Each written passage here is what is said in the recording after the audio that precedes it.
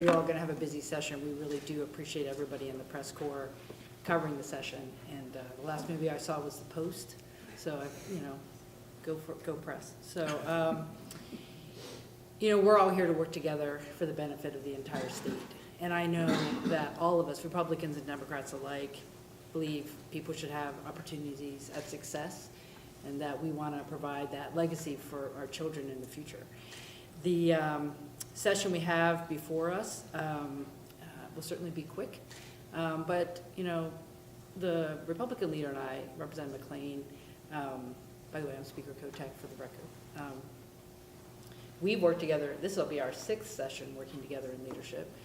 We know how to work together. We know how to compromise. We don't always agree on everything, but I know that we are going to work hard together to try to do the right policies for the state. The vast majority of the bills that we pass are bipartisan. A lot of Democrats and Republicans voting for a lot of what goes on in this building, and I'm sure we'll see some of that, a lot of that this session. We know how to compromise, like I said, and put the benefit to the state ahead of ourselves, and to make sure Oregonians are put first. So I look forward to working with both of the caucus leaders in the session. Like I said, we're going to disagree on things, but I think voters have sent us here to work hard and at times disagree, but work hard together for the right solutions. I want to talk a little bit about the budget and the revenue situation. Certainly the passage of Measure 101 last week helps provide stability in our Medicaid budget through the rest of the biennium. A very important vote last week. I want to thank the Oregon voters for affirming what we did during the session in a bipartisan proposal to fund Medicaid in the state. There are some unknowns on the horizon on the budget side, mostly on the revenue side as it relates to the federal tax reform. If you have been following the reports in the Revenue Committee, we have not finalized the analysis of the impact of the federal tax reform on revenue here in the state. Hopefully we'll have that by next week. That's either going to be up or down, and so we'll have to have a conversation about how we align or not align our system with what's going on at the federal tax level. We will also have some expenses. We do budget rebalances in the short session. For example, we have an additional ask for fire season costs of $25 million. So there will be some larger ticket items like that we will have to work through. What I would say about the budget in general is I would urge caution on all members about what we can do in the session around the budget because of the various factors that I just outlined. People have mentioned the Joint Committee on Student Success. We kicked that off during the January legislative days. They will be meeting a couple times. They have a committee slot that we're meeting during the short session, probably mostly for grounding informationals before they go into more of the field hearings post-session. That joint committee is dedicated to achieving some consensus around the outcomes we want to see in our pre-K to 12 programs here in the state and figure out where we go next in the 2019 session. So really looking forward to that discussion throughout the calendar year. There are some important topics and some carryover business from the 2017 session that we will certainly take up.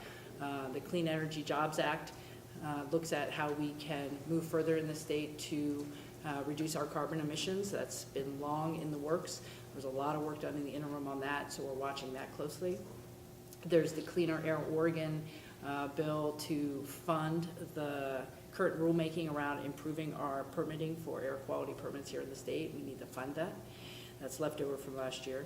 You'll see another bill to follow up from last year on coordinated care organizations, the CCO 2.0 bill, to look at accountability and more transparency as we move forward. As you all know, by 2020 we will have a new 5-year contract with our CCOs, so we'll be coming back on some of those issues. And I think what happened with family care really reiterated the need to make sure we are doing everything we can to make sure CCOs are accountable and transparent in their business that they're doing. We also know that we continue to be in a housing crisis in every corner of the state in terms of not having enough supply, having an uneven rental market. There will be some bills this session on the housing agenda.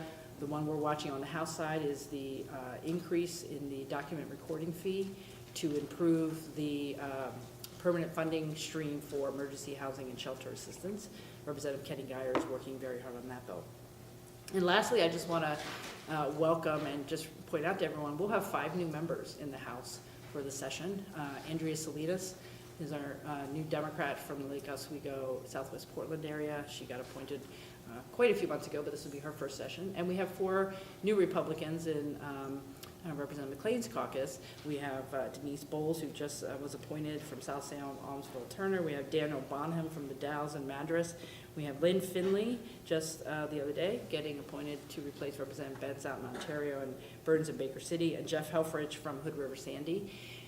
Really looking forward to having some new members. So we have a lot of good conversations to have. I want to welcome them. We'll have a little welcome for them next Monday when the session starts. And we are committed to working very hard. Voters sent us here to wrestle with the big problems and try to come up with solutions. I have a feeling we're all going to get not a lot of sleep during the session, and you won't either. So I just want to thank you ahead of time.